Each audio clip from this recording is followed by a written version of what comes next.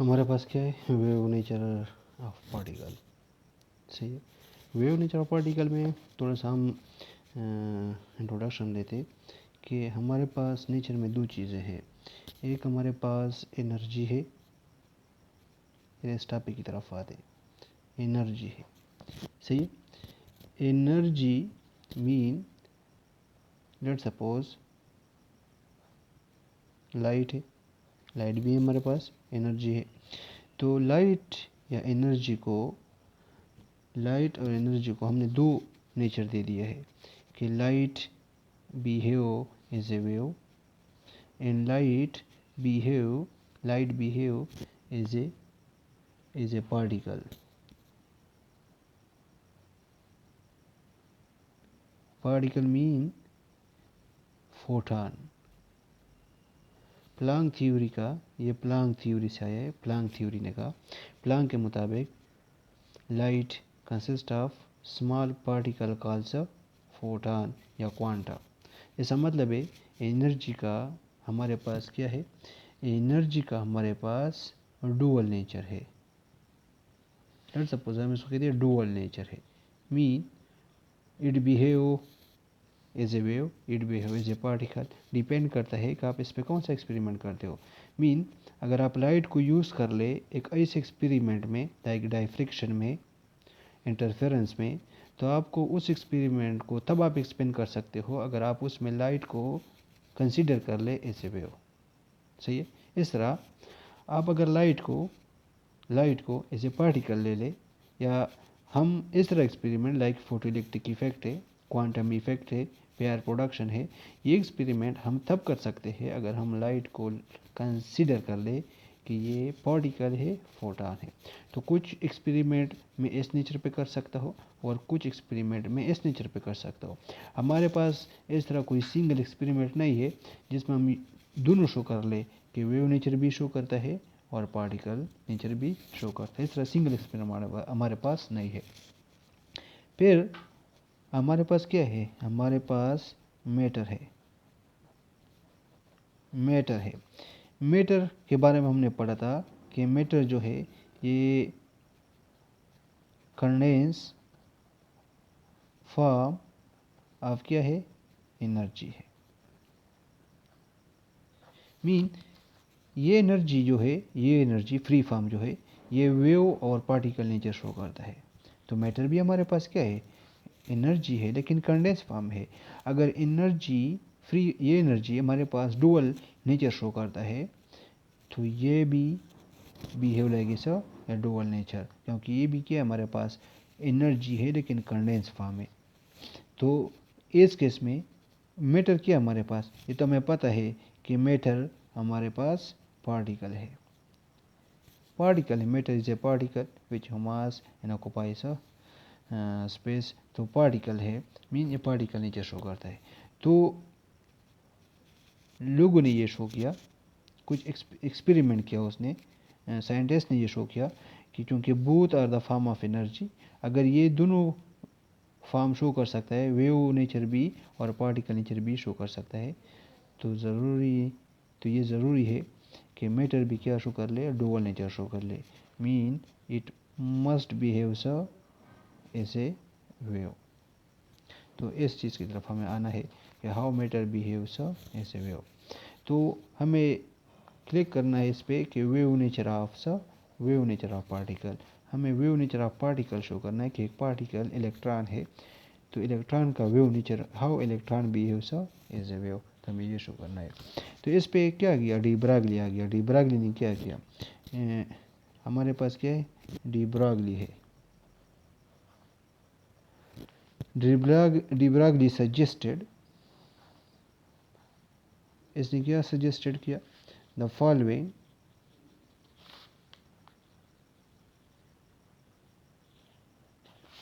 Points.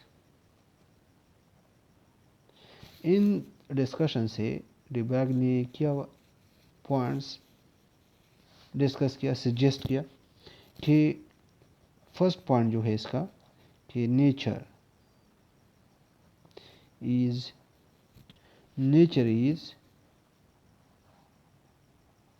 Symmetrical. Symmetrical क्या मतलब है symmetrical? Nature love symmetry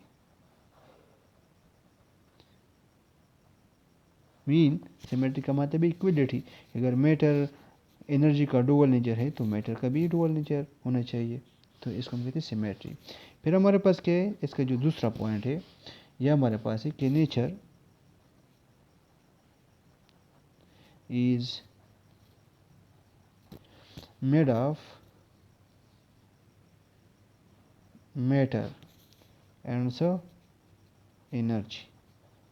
nature in दो चीज़ों से बना हुआ है। और फिर क्या है, each of which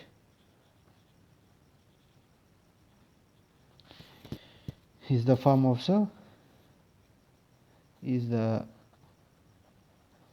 of energy. Nature बना हुआ है किससे? मैटर से और एनर्जी से। मैटर भी एनर्जी है और ये भी एनर्जी है, both are the form of energy. तो अगर दोनों एनर्जी है और ये एनर्जी डुअल नेचर शो करता है तो ये भी डुअल नेचर शो करना चाहिए, क्योंकि ये भी हमारे पास क्या है, मैटर एनर्जी है। तो थर्ड इसका क्या है कि if energy mean let's suppose light have A dual nature mean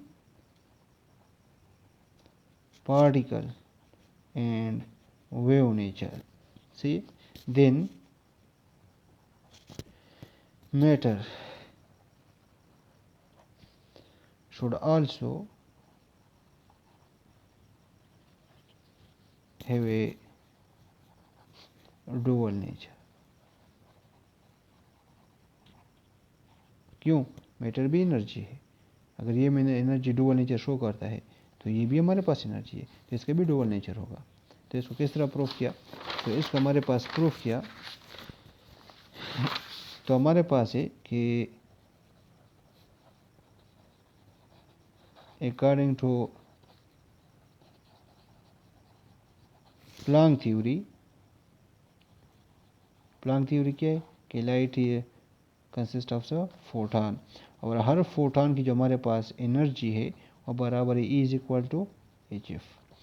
Planck ने कंसेप्ट दे दिया कि लाइट कंसिस्ट ऑफ फोटॉन, और आइंस्टाइन ने इस मैथमेटिकल फॉर्म दे दिया कि हर फोटॉन के पास हमारे पास इतनी एनर्जी है।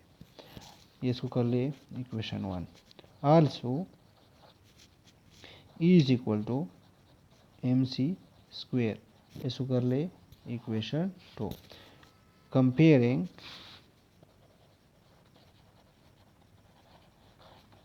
इक्वेशन 1 एंड इक्वेशन 2, तो हमारे पास क्या मिलेगा, MC square is equal to HF, या हमारे पास मिलेगा MC will be is equal to HF into C।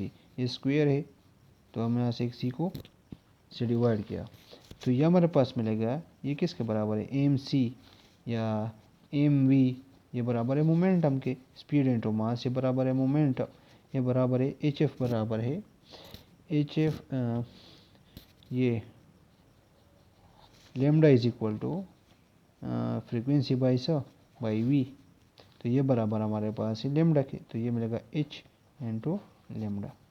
ये डी ब्रागली हमारे पास क्या है, ये डी ब्रागली रिलेशन है, ये हमारे पास है डी ब्रागली रिलेशन है।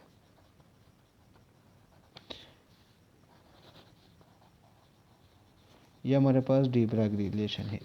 तो इससे हम क्या कंक्लूड करते हैं, देख ले, मोमेंटम हमारे पास क्या है, मोमेंटम शो करता है पार्टिकल नेचर, क्योंकि मोमेंटम पार्टिकल का होता है। लेमडा शो करता है वेवलेंथ, वेव नेचर। इसका मतलब है कि डी ब्रागली रिलेशन क्या करता है, a relation provided a connection, a relation between किसके दरमियान, between wave nature mean lambda and particle nature.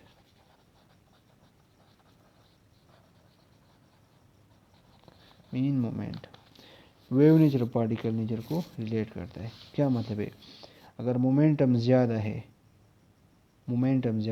जिस तरह गाड़ी है उसका मोमेंटम ज़्यादा है, तो उस गाड़ी में वेव नेचर ऑब्जर्व करना क्या है मुश्किल, क्योंकि उसका वेवलेंथ बहुत कम होगा। मीन इसमें क्रस्ट और ट्रफ डिफाइन नहीं होगा। सही है। इलेक्ट्रॉन है, उसका मोमेंटम कम है तो उसका वेवलेंथ ज़्यादा है, तो इलेक्ट्रॉन का जो वेवलेंथ है वो डिफाइन है, इसमें क्रस्ट भी है और इसमें ट्रफ भी है। तो ये क्रस्ट टू क्रस्ट डिस्टेंस हमारे पास क्या है, वेवलेंथ है। लेकिन इसका मतलब जितना मोमेंटम ज़्यादा होगा उतना वेव नेचर कम होगा, लेकिन जितना मोमेंटम कम होगा उतना वेव नेचर डोमिनेट होगा। तो फिर हमारे पास क्या है, इक्वेशन इज, तो ये हमारे पास जो इक्वेशन है इसको कल इक्वेशन थ्री जो है ये वैलिड है for both particle and wave, valid for both particle and wave, दोनों के लिए पे हम अप्लाई कर सकते हैं। फिर हमारे पास क्या है, हमारे पास जो इक्वेशन आ गया कि लेमडा इज इक्वल टू, हम ये सर लिखते एच डिवाइड बाई पी, या ये मिलेगा H divide by M V. सही है। अगर हम माइक्रोस्कोपिक ऑब्जेक्ट ले लें,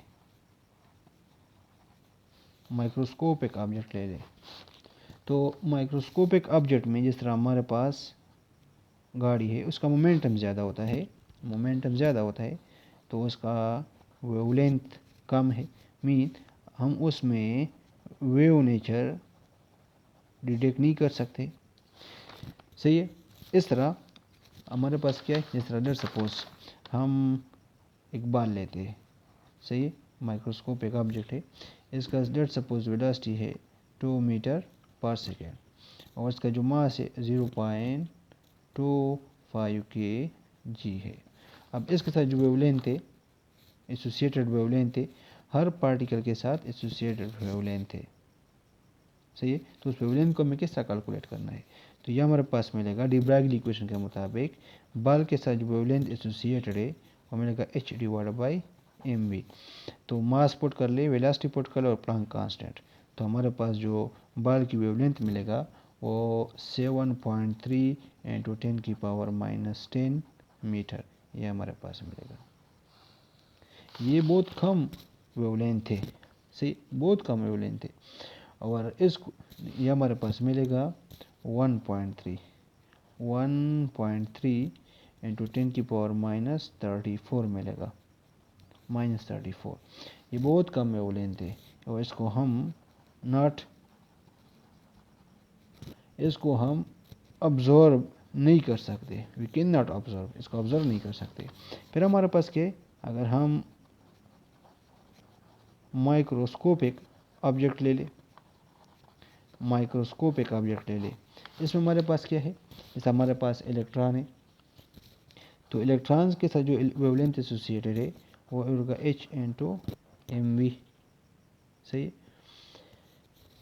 तो हमारे पास क्या है कि अगर हम इसमें मास पुट, इलेक्ट्रॉन की मास पुट कर ले और एच की वैल्यू पुट कर ले, तो हमारे पास जो वेवलेंथ मिलेगा वो 7 × 10⁻10 मीटर मिलेगा। सही है। और ये जो वेवलेंथ है ये इक्वल है to the distance between atoms in a crystal में क्या होता है, एटम होता है। सही है। इस एटम के दरमियान जो सेपरेशन है डी, वो इस वेवलेंथ के कंपेरेबल है या इक्वल है। सही है, इसका ये मतलब है ये डी इसके कंपेरेबल है। तो इसका मतलब है ये हमारे पास क्या है, ये इसको हम ऑब्जर्व कर सकते हैं, ऑब्जर्व, लेकिन इसको ऑब्जर्व नहीं कर सकते। इसका क्या मतलब है, जब मोमेंटम इसमें क्या है, इलेक्ट्रॉन की मास कम है, मोमेंटम कम है, लेकिन इसकी वेव नेचर क्या है, इसमें वेव नेचर इसमें विजिबल है। तो माइक्रोस्कोपिक ऑब्जेक्ट के लिए माइक्रोस्कोपिक, जिस तरह कार है, गाड़ी है, कार है, जहाज़ है, तो उसके लिए जो वेव नेचर है वो बहुत कम है, ऑब्जर्वेबल नहीं है, क्योंकि उसका मोमेंटम ज़्यादा है। लेकिन हमारे पास इलेक्ट्रॉन है, न्यूट्रॉन है, प्रोटॉन है, तो उसका मोमेंटम कम है, तो उसमें वेव नेचर हम डिटेक्ट कर सकते हैं।